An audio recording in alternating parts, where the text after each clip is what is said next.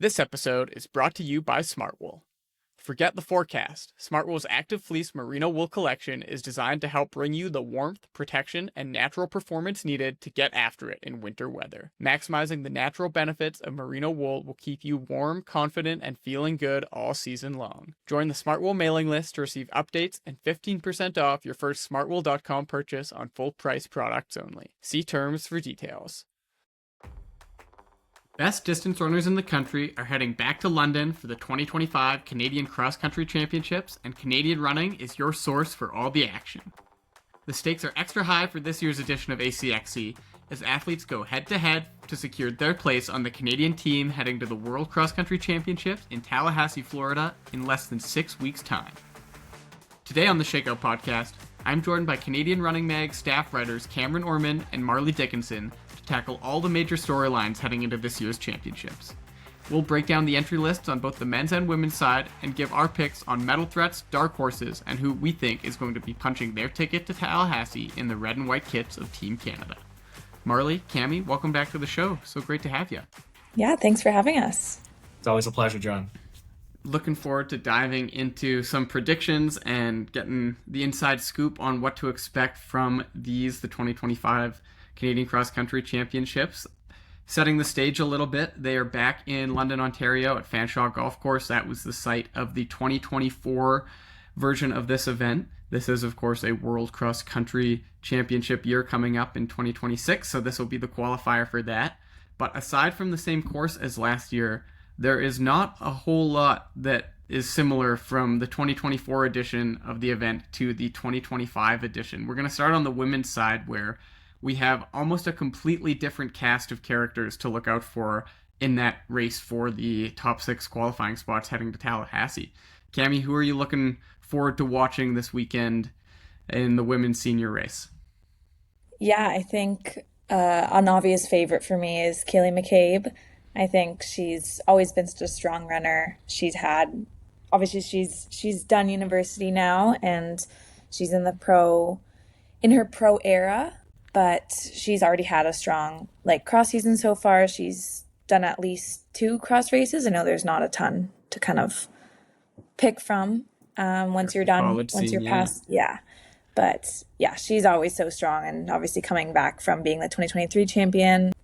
Super excited to see her coming back from her injury too. Yeah, I think Kaylee McCabe will absolutely be a name to watch. As you mentioned, 2023 champion in Ottawa, and didn't race here last year. She's had a bit of an injury-plagued last 12 months, but like you mentioned, now running professionally for On, and I believe this will be her first national championship in a pro kit, so probably looking to make the most on her pro debut at the national stage. Now, last year there was only 36 finishers in the women's edition of this race. Fortunately for fans of the sport here in Canada, the field size is doubled for the 2025 edition. What are some of the other names that we can be looking forward to in that battle for those all-important qualifying spots? A reminder to our listeners that Athletics Canada will select up to 6 athletes for their senior men's and women's teams heading to the World Cross Country Championships. 6 men, 6 women.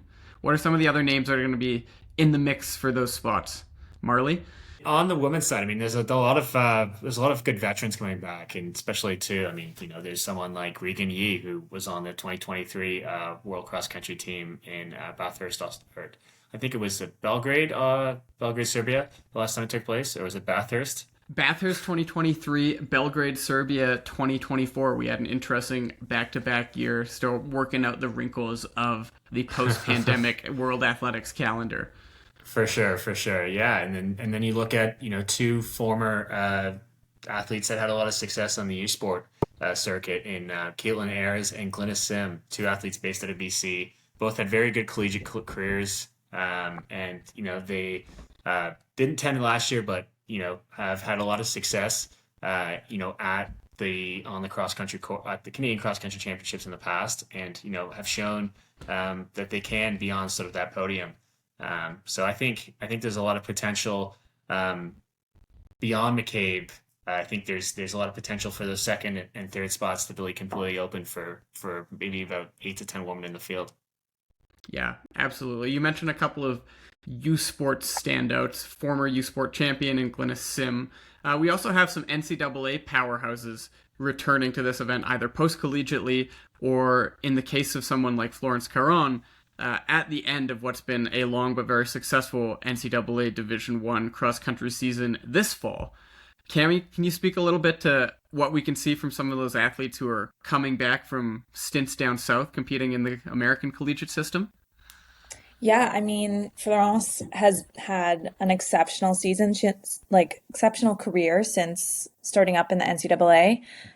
She'll be right off of the national championships, though, coming into ACXC. So it will be a tough kind of bounce back for her, but she's so strong, and I think she always has her sights set pretty high when she comes into these races. So she'll be looking good. And then Grace Featherston, amazing runner. I think she's always been strong. She's definitely in my top there. Yeah, Grace has had a good season and looking really strong. So I think those two coming off the NCAA.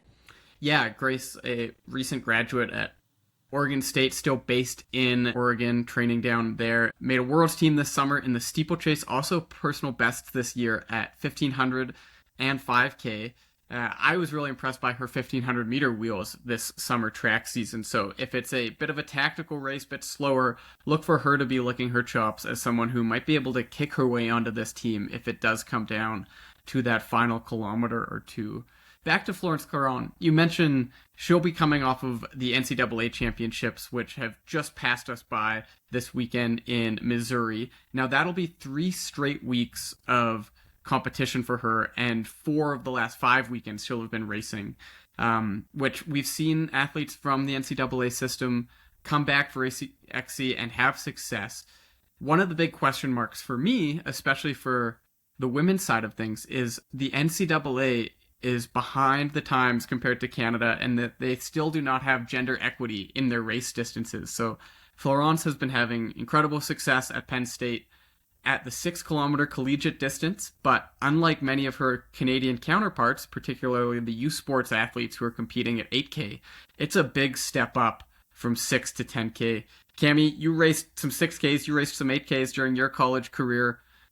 Not sure if you ever made it all the way up to the 10K distance at the senior national level, but what do you think it's going to take for an athlete like Florence to make that step up? It's a 40% increase on the race distance from what she's been racing all year. Yeah, the jump in distance makes a huge difference. Like, I was always strong at the 6K, and then I struggled at the 8K. I did not ever make it up to the 10K, but it's a totally different animal.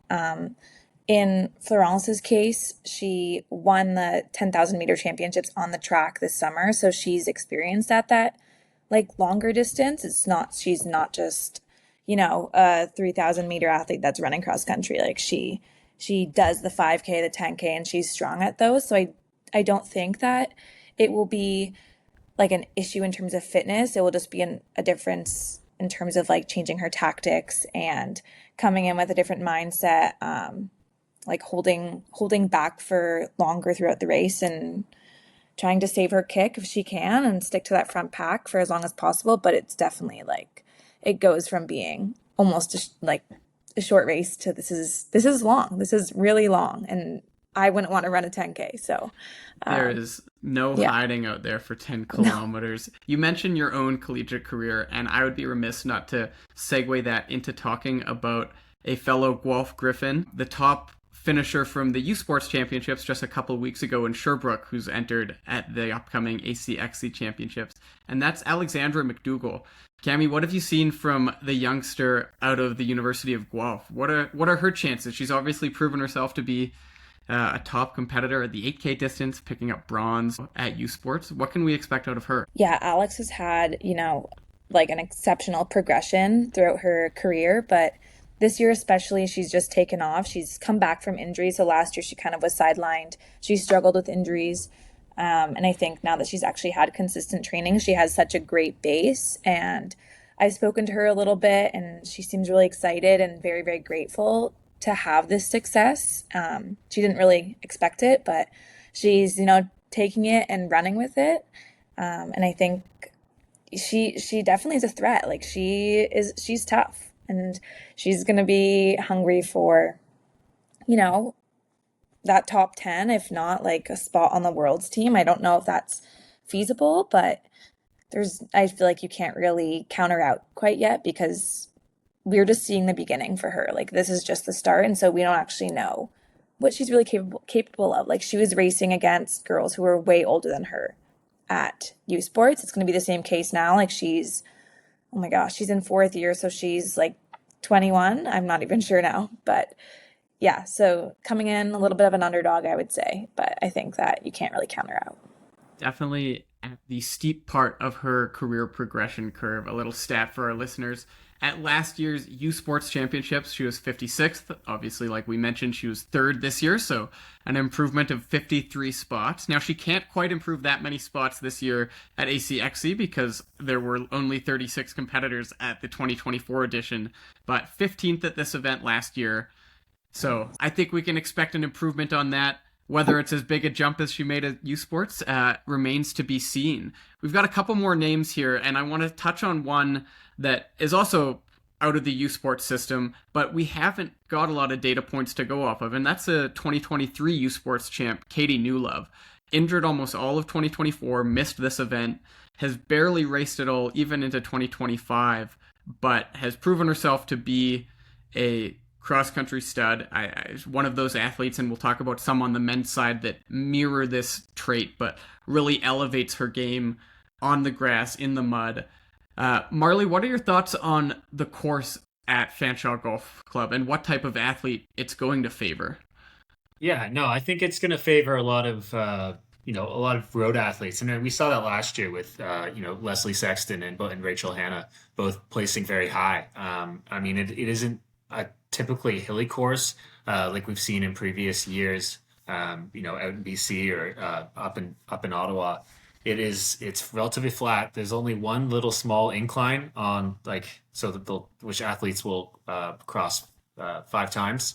And besides that, it's a relatively flat course, which really carries on the lower half. So, you can really get whipping. And that's what, I think for like a lot of cadence runners or runners that have a lot of experience on the road. So then this course will really suit them well. And as Cami kind of touched on a little earlier, like a runner like Florence Caron, who's, a really good road runner and, has a decent half marathon best and has a lot of success like on the track at 10K. I think, a course like this will probably suit her really, really well. And that could be maybe a weakness of Kaylee McCabe, right? I mean, we saw her run on a very, very tough Ottawa course that has a lot of up and down in 2023. And this course really doesn't have those little spots where you can kind of attack or make surges. It is kind of like a steady effort course. Where you can really just like hone in and push a pace. Adding on to that, it's hard to gauge the different courses. A lot of time we see courses that are hillier in U Sports and stuff, and then in NCAA I find them to be a little bit more like flatter. They're usually on golf courses, but that's kind of where you might see Kaylee having to step up to the 10K, coming off of injury, having run 6Ks for the past while in NCAA, and yeah, now she's stepping up to a 10K. So that difference in distance might be a little bit of a shock to the system for her. That's another thing to kind of, I think, keep in mind and look out for when we're predicting these top athletes here. John, you have a little bit of experience on the course. Last year, you had a big top 5 finish. I hate to bring it up. Did you find sort of a similar thing about the course as maybe it was in terms of previous years? Yeah, it's an interesting question because this course, I think, is deceptively difficult. It is looking like we'll have similarly cold weather. The forecast I have in front of me right now, about a week out from the race, is looking for temperatures right around that freezing point, a little bit of snow and sleet in the forecast on race day, November 29th. And I think that a lot is going to depend on just how firm the conditions are because, like you mentioned, Marley, this course does have the opportunity to benefit road athletes if it's firm conditions. The footing is great. You don't have to worry about picking your way over any part of the course. So for a rhythm runner, a cadence runner, it has the potential to be quite a fast course. We didn't see it that quick last year because of high winds, but I think that if the conditions are right, look for somebody to take it by the reins and really grind down the competitors with a relentless pace from the gun. That said, and we've mentioned this already, but there is that one, you called it a little hill, and yes, objectively, in terms of distance, it is not long, but I grossly underestimated it myself last year. I know many other athletes did. It is steep. And by the fourth lap, it's really starting to sting the legs. And we saw in the men's race last year that eventual race champion Andrew Davies used that hill going into the final lap to make his push and create some separation. And once that separation was made, there was no coming back for the rest of the field. So I would say we're going to be probably looking for a pack run up until the 3/4 mark of this race, 7.5K, which does happen to coincide with a rep up that hill. But don't be surprised to see a runner like McCabe make an explosive move and use that hill to really punish the rest of the field. And I'm obviously a little bit biased as a past steeplechaser myself, but I look at a list of some of our favorites and I do see a decent number of accomplished steeplechasers up and down that list. We've already mentioned Grace Featherstone, Kaylee McCabe, of course, an Olympian at the distance, another Olympian at the distance, Regan Yee, and she's focused more so on the 5K this year after a long career in the steeple. So look for her to take that added volume that she's been doing on the track with the 5K focus and try and apply it to this cross-country domain. The 10K distance is one that she's had success with, a 2023 World Cross Team member. Another former steeplechaser, now more focused on the road, so maybe hitting it at the perfect intersection of steeple dynamism and road rhythm running, is Erin Teschuk. She was the silver medalist at the Canadian 5K Road Champs just a couple of months ago in Montreal. Followed that up with another Road 5K victory at the Hamilton Road to Hope just within this last month here. So she's coming into this more raced than a lot of the top competitors, excluding our collegiate crew who are coming off the end of long cross-country seasons. And that little bit of extra racing, that bit of sharpness, the confidence of a big win at Road to Hope might be enough to propel her into that top 6. Yeah, no, totally. I agree with that. I think like you said, if it is those firm conditions on the course, it really could suit, an experienced road runner or a steeplechaser like Erin Teschuk. So I think a lot of cross country is based on fitness, right? And what kind of fitness you've been in recently. Erin has kind of shown that again at Road to Hope, where it's like, okay, I know I am in this 15-minute shape, and I know I have this. If this is going to be a pack run for 2 or 3 laps, and I know I can close in this amount, then I think they could really get her into that top 6 position and get her a spot potentially on that Canadian cross country team. I want to take a minute while we're on the topic of teams and just touch briefly on the team battle. Now, there's years where we don't have a whole lot of chatter about the team battle. It really does depend on how many clubs choose to send a full roster. A reminder for our listeners that it takes 4 to score at the ACXC level. Contrast that with 5 in the university system. But we do have what's shaping up to be a pretty decent battle on the team side of things for those always important club bragging rights. Last year's reigning champions, the Vancouver Thunderbirds, return a strong team, almost an entirely different team. Leslie Sexton, last year's individual champion, will not be returning, but they'll be swapping her out for Glynis Sim, who, as we've mentioned, a 2022 U Sports champion and a silver medalist at past editions of this race.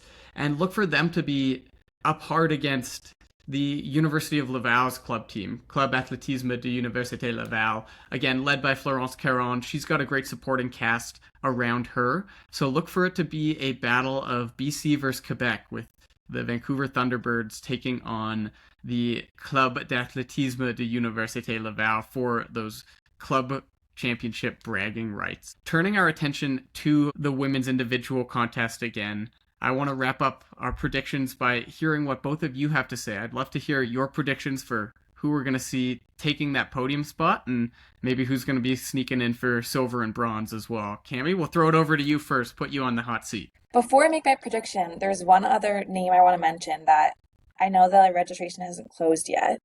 Madeline Ibergen. She was the U Sports champion, she told me she was going to be racing, Okay. and aiming for a spot on the world's team. And yeah, so I don't know if that plan has changed or not, but maybe she's doing a last minute registration kind of thing. So maybe we'll see her still on the start line. Waiting till the final moment, keeping her competitors in the dark. Exactly. I see you at Madeline Ibergen. Everyone just, thinks they have a chance, and then Madeline's just going to swoop in there. Get everyone thinking about someone else. And worth the extra $40 to register late. For my predictions, oh my gosh. Okay, well, Madeline has looked really strong, so I do want to put her in the top 3. I do think that she could take that 3rd spot if she is there, of course. If not, I think Kaylee McCabe is going to win because she's just an all-star. I do think could be a battle for that 2nd spot. Like, I do think that Florence has a shot. But I also think that bouncing back from NCAAs will be a lot to ask. Glynis, she was up there on my list initially for Canada's dream team. So I think she could be taking that 2nd spot.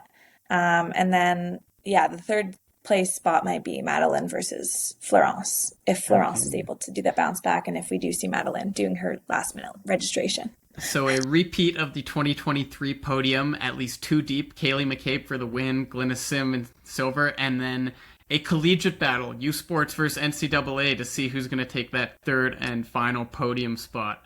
Marley, how about you? What's your gut telling you about this women's podium?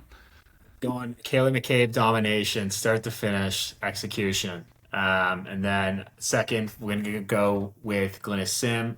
And then 3rd, I'm going Grace Featherston-Ha. Recently married, got married a few weeks ago, but she completely turned things around to train for and make this Canadian cross-country team. But this is a McCabe domination in my opinion. Okay, you heard it here first, folks. Kaylee McCabe making her return to the Canadian Cross Country Championships in golden fashion.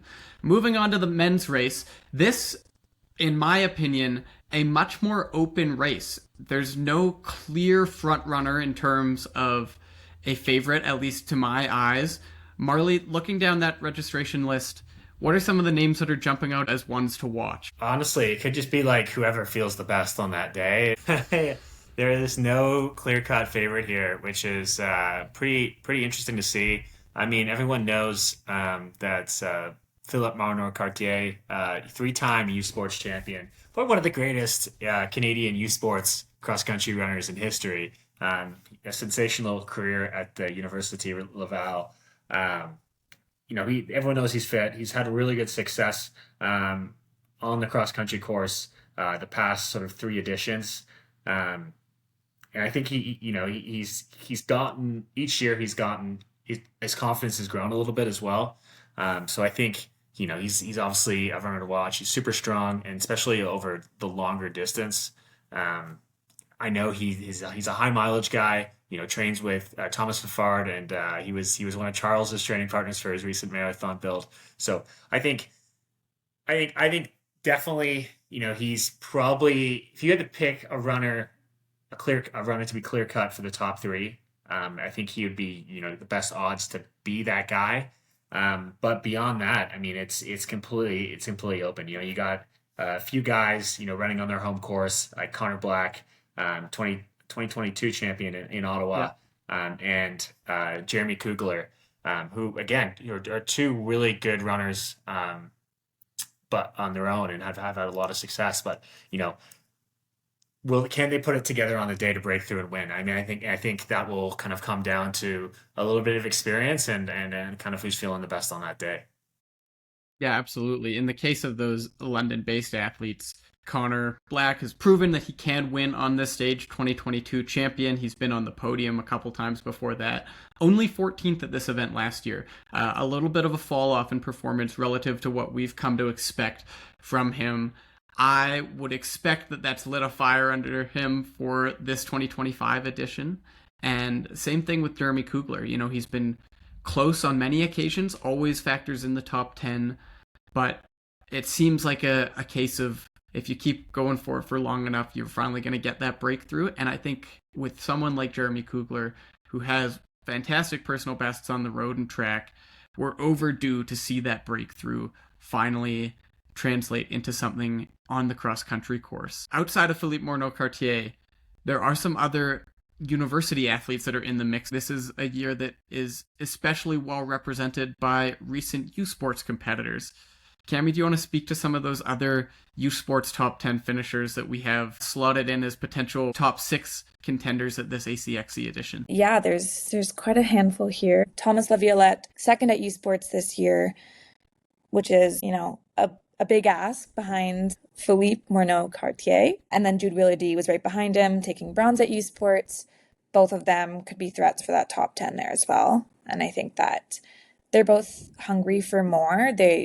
I'm sure they would love to take Philippe down finally, and his 3 in a row seasons of being undefeated. So they could be threats. Totally. Another former youth sports champion. You got to go back to before the reign of dominance that Philippe Morneau-Cartier began in 2023. But the 2022 champion, Mitch Ubin, is in fact our top returner from last year's ACXC. The first and second place finishers, Andrew Davies and Max Turek, are not entered in this year's edition. So bronze medalist Mitch Ubin is coming in as the top returner. And as we've talked about with some other runners, has proven himself time and again as a phenomenal cross-country runner. I would say he's someone that elevates his game on the grass and in the mud. He's coming off of a great fall. Road to Hope 5K winner in 13:59, dipping under that elusive 14-minute barrier, which is tough to do, especially on the roads. So he's clearly coming in great shape. Doesn't have the workload of a whole collegiate season like he's had to operate on in past years. So look for him to be fresh and ready to mix it up with some of those younger whippersnappers coming out of the youth sports side of things. Now we've talked a little bit already about this NCAA versus Canadian university system narrative. There is someone who's fresh back from a long stint at Stanford. He's back pretty much in his home haunts of London, Ontario, and that's Evan Burke. Marley, what can we expect out of him? He was a name that was a former OFSA champ, but disappeared, so to speak, down into the American system for several years, and now we see him back in Canada again. Yeah, it's amazing to see him back, sort of competing, sort of at national level. I mean, he had a very illustrious high school career at. He might correct me here. I might be wrong. I don't want to say London Central, but he was at a London-based high school. And he had a really good high school career, which led him to the University of Stanford in California. But kind of there, he was redshirted a few times, but bounced in and out of injuries, and never really had, those kind of like big top performances that like he did in his high school career. He did silently break Mo Ahmed's U23 3,000 meter record a few years ago. And he's got some, last year, like this season, he's, throwing down some pretty fast 5K times and 10K times on the track. I mean, he's got a 10K BB of 28 low, and, he's run 13:38 in the 5K. So, that's wheels. And I think if with the way this course is laid out and, he's not going into race day blind, he knows he's trained at these grounds. He knows what to expect. He's back in London. He's been training in London. So I think this, if he is in shape and it could totally be, an upset we see in a return of Evan Burke, at these 2025 Canadian Cross Country Championships. But there's even another NCAA runner, a recent graduate as well, that's been really tearing it up on the roads. Santiago Gaetan from St. Catharines, or St. Catharines, Ontario. He's been having a sensational this is his first year post-collegiate down in Utah. He ran for Southern Utah University, the same university as Cam Levins. He ran a sub 61-minute half marathon last month, which is technically the second fastest Canadian time ever, even though the course is not legal because it was a net downhill. But I actually spoke to him after the race, and he was telling me that he thinks, I was like, okay, well, what would that translate to on a flat course? Because I mean, that's probably the biggest question when you run, 60:58 and a half. With 500 feet of net downhill, yeah. Exactly. So I think what he said there is that he knows on a flat course that, okay, this tells me I could run a time 62 high, or run a time in the low 63s, and stepping down in distance, having that sort of aerobic endurance background onto sort of a flatter cross country course will definitely play in his favor, I think. It reminds me, while we're staying on this topic of recent NCAA graduates, a name that's another dark horse is Ihab El Sandali, one of the most promising young distance runners in Canada, really of all time, a two-time U20 cross-country national champion, had a great career in the collegiate system at Iona College in New York, multiple-time All-American, and boasts some really, really quick personal bests, 13:25 at 5K, but we haven't seen a whole lot of him. He ran a 65-minute half marathon a month and a half ago at Toronto Waterfront. Unarguably one of the most talented athletes in this field. Could we see him reclaim that cross-country swagger that brought him to under-20 championships all those years ago? Yeah, potentially. I mean, he's really enjoying his new training setup here in Toronto. He's training with Toronto West Athletics, along with a few other sort of big name road runners, and another athlete that just recently won AOs, Malika Gali. And he's really enjoying it. And he said he kind of like found his love for running again. So I think the setup is everything when it comes to training. And if you're inspired by it and you're driven to get workouts done, and I think, that Toronto Waterfront Marathon at 65 at Toronto Waterfront, I mean, that's a good time for what that day was.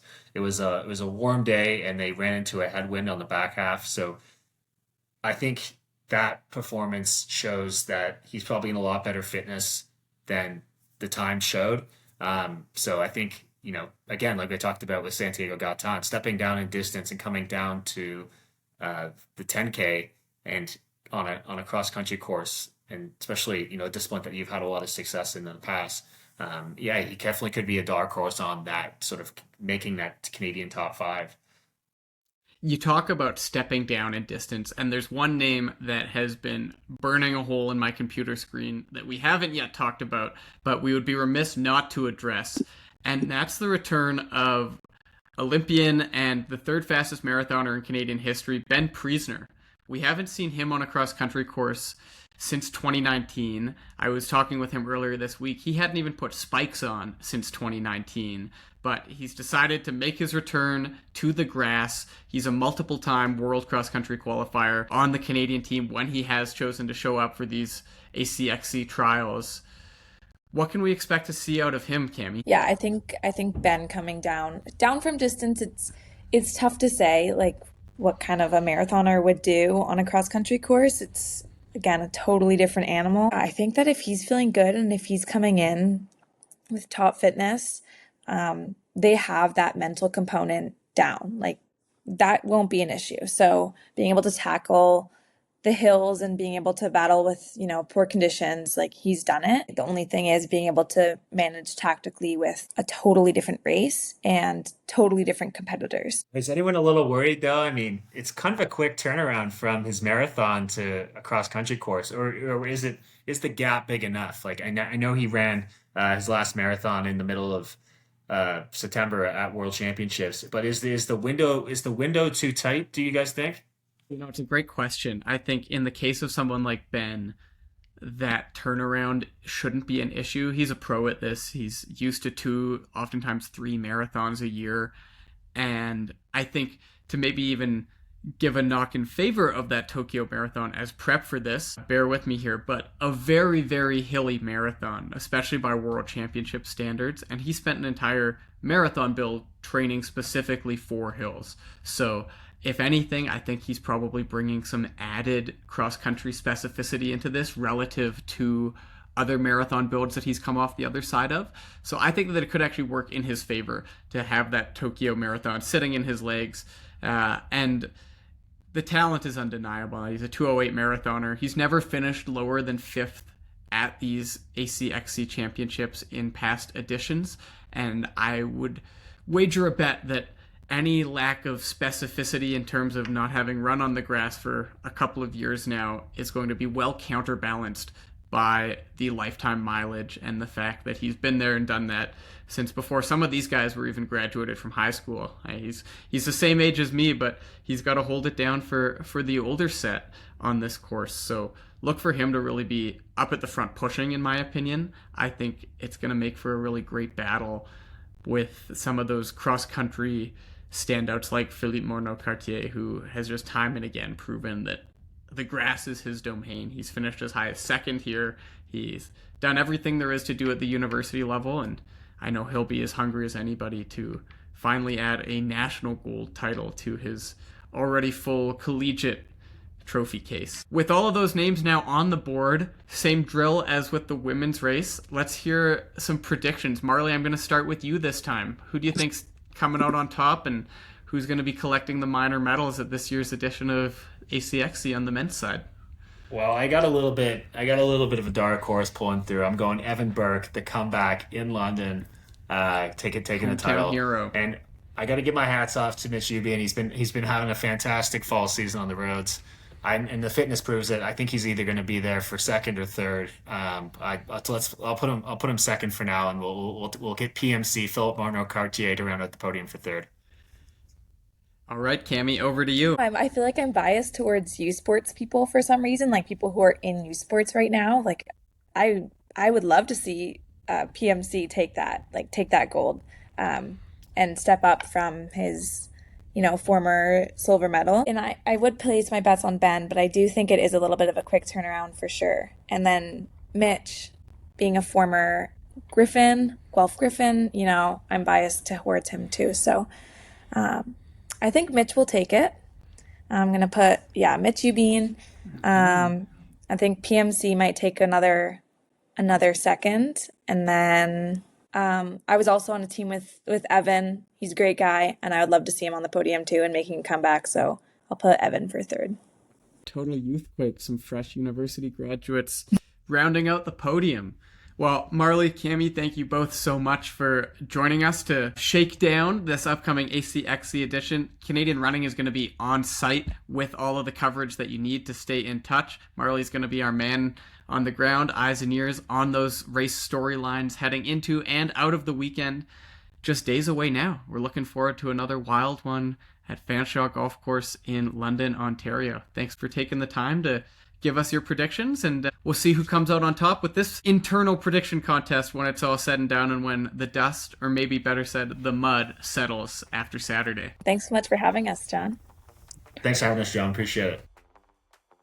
Another big thank you to Marley and Cammie for offering their insights for this year's Canadian Cross Country Championships. With spots on the line for the national team heading to the World Cross Country Champs in Florida, the stakes are as high as ever, so let us know who you think is making the team in the comments below. The men's and women's senior races take place this weekend, November 29th, at Fanshawe Golf Course in London, Ontario. Canadian Running Magazine will be live on the scene bringing you all the coverage of the action, so don't forget to follow along at runningmagazine.ca and on social media at Canadian Running. You can follow us on Facebook, Instagram, and X at Shakeout Podcast. Be sure to like and subscribe on YouTube, Spotify, Apple Podcasts, or wherever you get your podcasts so you don't miss any of the great episodes coming your way in the next month. That's it for this week's episode. I'm your host, John Gay, saying thanks for tuning in, and we'll see you again soon for your next Shakeout.